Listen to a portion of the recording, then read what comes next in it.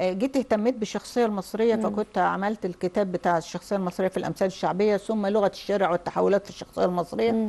وكنت بصدد أني أعمل دراسة عن إمكانية ترميم الشخصية المصرية. أصل الشخصية المصرية الأصيلة موجودة، بس هو جه عليها شوية تراب وخزعبلات خارجية وتأثيرات كده. وكمان اللي تأثروا من سفرهم للخارج سواء دول طبعا أوروبية أو احنا الخليج، رجعنا من الخليج طبعا بمنطق تاني، وكل ده عوامل أثرت علينا دخيلة على الشخصية المصرية. فكنت بصدد عمل الدراسة بالشكل ده، واهتميت بقضية صورة الرؤساء والزعماء والكلام ده. أنا اللي بيراودني فعلا جاد إني أعمله، وبتردد فيه وبسأل الشباب، مش بسأل هل في إمكانية لرجوع الشخصية المصرية إلى أصلها.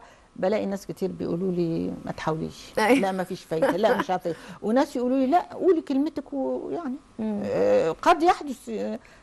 فالكتاب اللي انا بصدد عمله فعلا، انا لسه منتهيه من كتاب ادب رحلات ما شاء الله، سكه سفر، وليه جزء تاني اسمه بلد تشيل وبلد تحط الله. وبصدد كتاب عن ترميم امكانيه العوده بالشخصيه المصريه. يا ريت والله، احنا في انتظار على احر من الجمر، بس يا رب تجيب نتيجه بقى، لان انا ساعات بيراودني زي كل الكتاب. ايوه، ما جدوى الكتاب؟ مين بقى يقرا؟ نسبه القرايه بقت كلنا هنقراه، بس هو يصدر وكلنا هنقراه.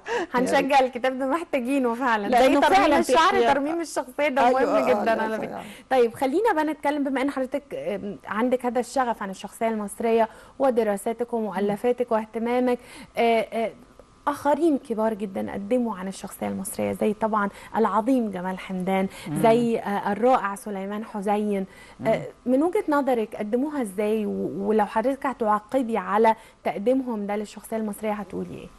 هو طبعا اعظمهم جمال حمدان طبعا، لان هو كمان رائد في السكه دي، ولانه ربطها، كل واحد على فكره بيربطها بتخصصه. هو ربطها بالجغرافيا وعبقريه المكان وعبقريه الزمان والزمكان والامكانيه الربط ده. في ناس تانيين، مثلا الدكتوره نعمات فؤاد كتبت بعد النكسه، كانت الشخصيه المصريه يعني شبه مدمره بسبب الهزيمه، لان احنا كنا في 7 سماء ونزلنا 7 ارض. كتبت كتاب برضو عن الشخصيه المصريه رائع، وانا استشهدت بيه واستفدت منه كتير جدا في كتابي. بس كانت اميل الى انها بتربط على الشخصيه المصريه الجريحه، الجريحه. فكانت بتظهر اجمل السمات اللي فيها وبس، يعني محاوله للنهوض من يمكن انا جيت عملت فكره موضوعيه فيها الحلو وفيها السيء. لكن ما كنتش بطبطب عليهم. في حاجات كتير جدا قلتها بشكل صريح، بالذات في الجزء الثاني اللي هو التحولات الشخصيه المصريه. شرحت المجتمع المصري تماما وارجعت ايه اسبابه، من ضمنها الانفتاح الاقتصادي، من ضمنها الانفتاح على العالم والفضائيات، وحاجات كتير جدا اشرت ليها. تلاقي الدكتور جلال امين مثلا عمل ماذا حدث للمصريين من منطلق، هو برضو كاستاذ جامعي في تخصصه حاول يطبق ده، خد كنموذج اسرته وازاي بيحدث التطور والتحول وبتاع. فكل واحد بيكتب في الشخصيه المصريه بيكتب في الاطار اللي يدخل في اطار اهتماماته. الله. نعم.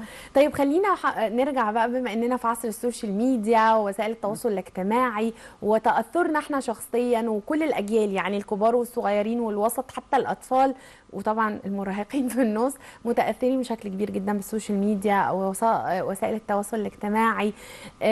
لو احنا زي ما بنفكر نرمم الشخصيه المصريه، وفي محاولات جاده من قبل حضرتك وبعض الناهضين بهذه المساله والواخدين المساله دي على عاتقهم، ازاي احنا برضو نحاول نخلص نفسنا في المقام الاول، ومن هم اكبر ومن هم اصغر، من هذا الادمان على وسائل التواصل الاجتماعي اللي بيبقى ليه تاثير يعني انا مش عايزه اقول على المدى البعيد، على المدى القريب جدا على الشخصيه بتاعتهم، على شخصيتنا المصريه. نعمل ايه؟ لابد من ترشيد استخدام الانترنت والاجهزه الحديثه دي بشكل او باخر. ازاي؟ كلهم في مجاله. يعني اذا كان مثلا الاسره عليها انها تحد من ساعات استخدام الاجهزه دي، بانها تشرك الطلاب، تعمل ساعات محدده، او انها تشركهم في انشطه اخرى وتخلق لهم اجواء اكثر جاذبيه، فيها حركه وفيها نشاط وفيها رياضه وفيها اي شيء اخر. او ترشدهم، توجههم يستخدم ايه وما يفتح ايه وما يفتحش ايه والكلام ده،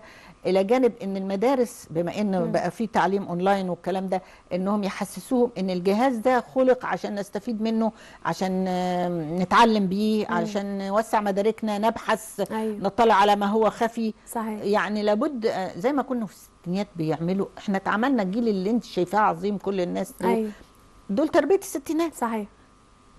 ليه؟ لأن الدولة كانت عايزة الشعب ده يطلع شكله كده.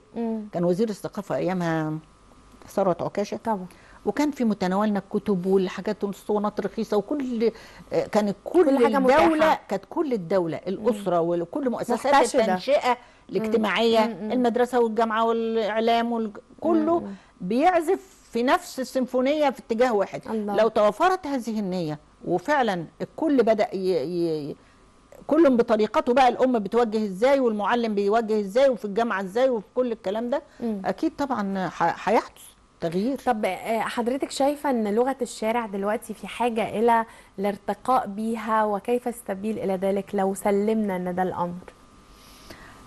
هو للاسف ان في اتجاه السلب وفعلا في الفاظ انا بيجي لي شك لما اسمعها، وبالذات لما اسمع بنت بتقولها كارثه. الفاظ محدده كده ما اقدرش اتقبلها ومعناها واضح. تقفل حضرتك تماما خالص، تديني انطباع سيء كمان ان يعني عن تربيه البنت دي او بيئتها او اهلها. وهي ممكن ما تكونش قصدها، هي بس كان هاخد بقى اللفظ بتاع الروشنه.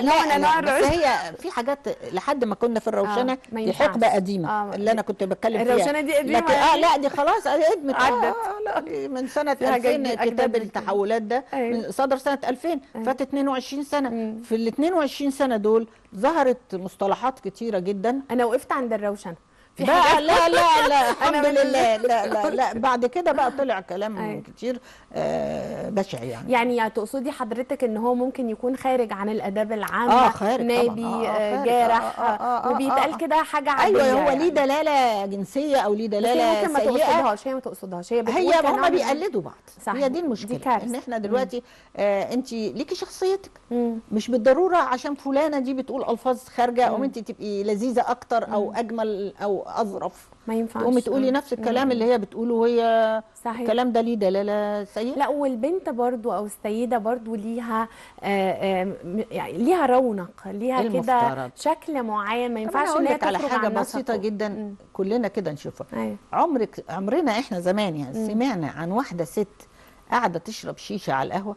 لا ده انا بالنسبه لي هم هيزعلوا مننا، بس انا بالنسبه لي يعني انا دي حاجه كان زمان المعلمه سيئه جدا واحده في المذبح تاجره خضار. دلوقتي البنات الصغيرين جدا عارفه ده جالنا منين؟ انا قعدت كده افكر ازاي وبقينا نتقبلها وازاي. عارفه ايه جات لنا منين؟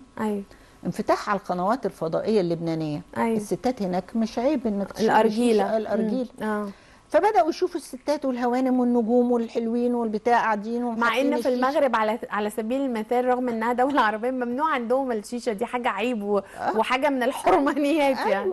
ايوه فانفتاحنا على الفضائيات ده خلاها الحكايه بسيطه.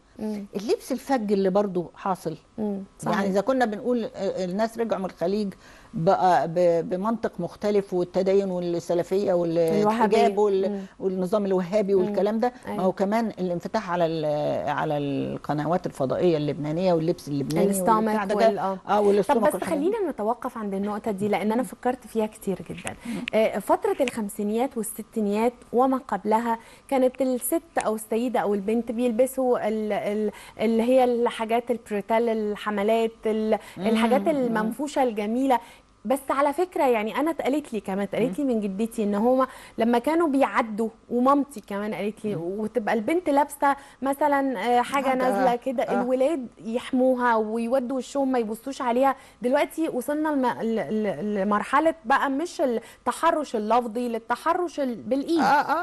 فيعني كان في لبس حلو. انا عن نفسي بحب جدا لبس الخمسينيات والاربعينيات. البنت كانت او السيده جميله يعني كده مرأة مكتمله الانوثه من غير يعني ما كانش فيه الابتذال، ما كانش فيه العري للعري، كان في فكره عن كانت العلاقات الاجتماعيه محدده، راقيه محدده. نعم. يعني ابن حتتك بيحميكي، أيوة. ابن خالتك، ابن عمك، اي صحيح. قريب يعني حاسس هو حامي شكل بالمسؤوليه. لكن اللي حاصل دلوقتي ايه؟ العلاقات الاجتماعيه تفسخت، ما فيش هذا الشعور بتاع ان ابن جيرانك ده مسؤول عنك، او انه لو شافك بتعملي حاجه غلط ممكن يوجهك او حاجه بالشكل ده. ما بقاش كده. العلاقات الاجتماعيه هي اللي بوظت الام. كمان كانت زمان تقول له خلي بالك من بنات دول زي اخواتك. مظبوط. لكن فين الام اللي بتقول دلوقتي؟ انا بيتهيألي الامهات ما بقوش يقولوا حاجه.